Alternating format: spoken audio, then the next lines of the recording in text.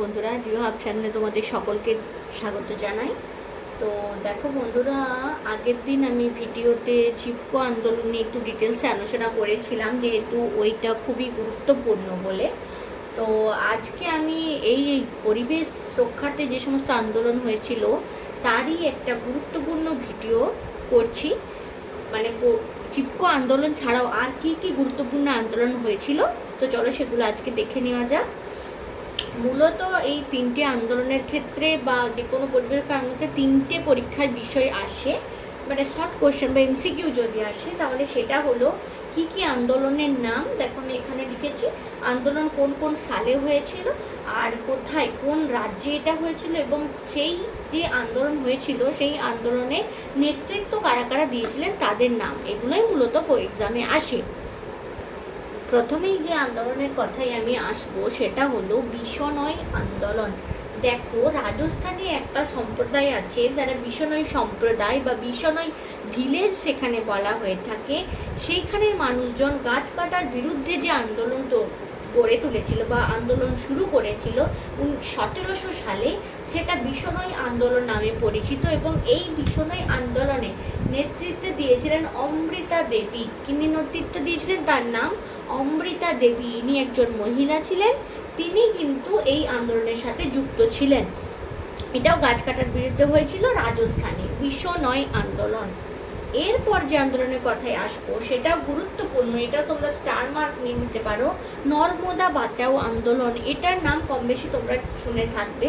নর্মদা নদী যেখানে বয়ে গেছে, মানে গুজরাট, মধ্যপ্রদেশ, মহারাষ্ট্র, এই সব নদীর ওপর যে মূলত যে গুজরাটে সর্দার সরোবর বাঁধ যে নির্মাণ করা হয়েছিল, মানে নির্মাণ করার উদ্দেশ্যে যে গাছ কাটার ব্যবস্থা নেওয়া হয়েছিল, তার বিরুদ্ধে এই নর্মদা বাঁচাও আন্দোলন গড়ে উঠেছিল। মূলত নর্মদা নদীকে কেন্দ্র করে বা তার পার্শ্ববর্তী এলাকায় গাছের কাটার বিরুদ্ধে এই আন্দোলন গড়ে তুলেছিল, তাই এর নাম কিন্তু নর্মদা বাঁচাও আন্দোলন।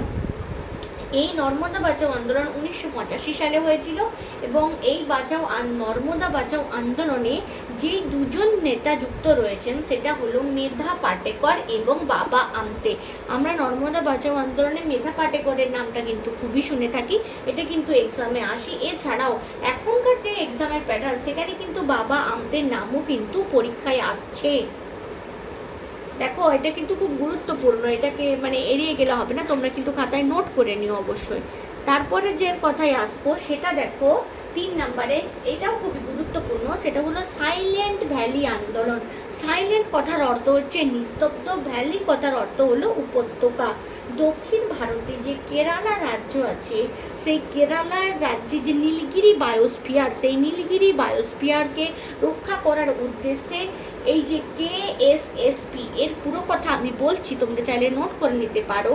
কেরালা স্বাস্থ্য সাহিত্য পরিষদ, কেরালা স্বাস্থ্য সাহিত্য পরিষদ যারা এনজিও সংস্থা ছিল, তারা কিন্তু এই আন্দোলনের সূচনা করেছিল। সাইলেন্ট ভ্যালি আন্দোলন কেরালাতে হয়েছিল। এর সালটা 1973 সাল। 1973 সালে কাদের দ্বারা এটি পরিচালিত হয়েছিল? KSSP, কেরালা স্বাস্থ্য সাহিত্য পরিষদ। এটি খুবই কিন্তু গুরুত্বপূর্ণ।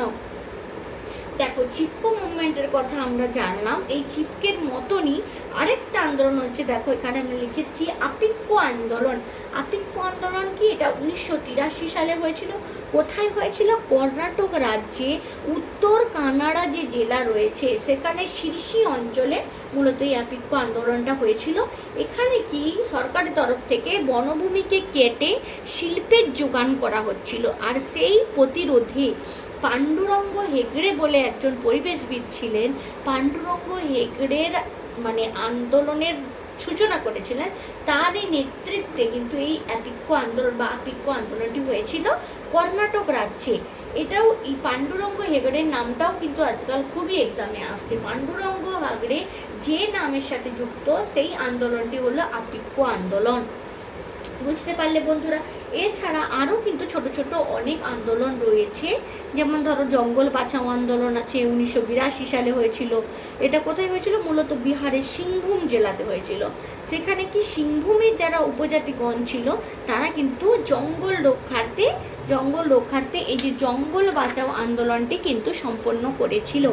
এছাড়া তেহরি বাঁধ নিয়ে বিতর্ক নিয়ে একটা আছে, উত্তরাখণ্ডের যে গাড়োয়াল জেলা ভাগীরথী নদীর ওপরে এটা হয়েছিল, সেটাও সুন্দরলাল বহুগুণার নেতৃত্বেই হয়েছিল। এবং অরণ্য ধ্বংস এবং যে বাস্তুচ্যুত বা ইকোলজিক্যাল যে একটা ডিস্ট্রয়মেন্ট, তাই নিয়ে কিন্তু এই যে তেহরি বাঁধ বিতর্ক কিন্তু শুরু হয়েছিল। আর একটা গুরুত্বপূর্ণ বিষয় হচ্ছে যে এপি, এটা খুবই গুরুত্বপূর্ণ। যে এপিটা হলো গঙ্গা অ্যাকশন প্ল্যান, এটার ফুল ফর্মও এক্সামে আসে। এটা কত সালে শুরু হয়েছিল? এটা 1986 সালে কিন্তু শুরু হয়েছিল। 1986 সালে শুরু হয়েছিল, বেনারসে হয়েছিল। আর এটা উদ্বোধন কে করেছিলেন? এটা সব থেকে পরীক্ষায় বেশি আছে, সেটা হলো রাজীব গান্ধী। গঙ্গা অ্যাকশন প্ল্যান কার নেতৃত্বে শুরু হয়েছিল? রাজীব গান্ধীর নেতৃত্বে। সেভেন্থ যে আমাদের প্ল্যানিং ইয়ার ছিল বা সপ্তম পরিকল্পনার যে বর্ষ ছিল, সেটাই এই গঙ্গা অ্যাকশন প্ল্যান কিন্তু নেওয়া হয়েছিল। এটাও কিন্তু পরিবেশের রক্ষার্থেই। তো বন্ধুরা, যে গুরুত্বপূর্ণ বিষয় নিয়ে আমি আলোচনা করলাম, সেটা আশা করি তোমাদের খুবই ভালো লাগবে। আর এখান থেকে অনেক তথ্য তোমরা পেয়ে যাবে একটা ছকের মধ্যে, সুন্দর করে তোমরা কিন্তু কপিতে নোট করে নিও। তো আজকের কেমন লাগলো জানিও ভিডিওটা। আর অবশ্যই বন্ধুদের সাথে তোমরা কিন্তু শেয়ার করো, তার কারণ তাদেরও এগুলো বিষয় কি জানা জরুরি বলে আমি মনে করি। এগুলো কিন্তু শুধু যে আমি ভূগোল বিষয়ের সাথে যুক্ত আছি বলেই ভূগোল নিয়ে জানছি সে বিষয়টা নয়, এটা কিন্তু যে কোনো জিকের জন্য খুবই ইম্পর্ট্যান্ট। তো আশা করি তোমরা সবাই আমার কথাটা বুঝতে পারলে। ভালো থেকো বন্ধুরা, পরের নেক্সট ভিডিও নিয়ে আমি আবার চলে আসবো।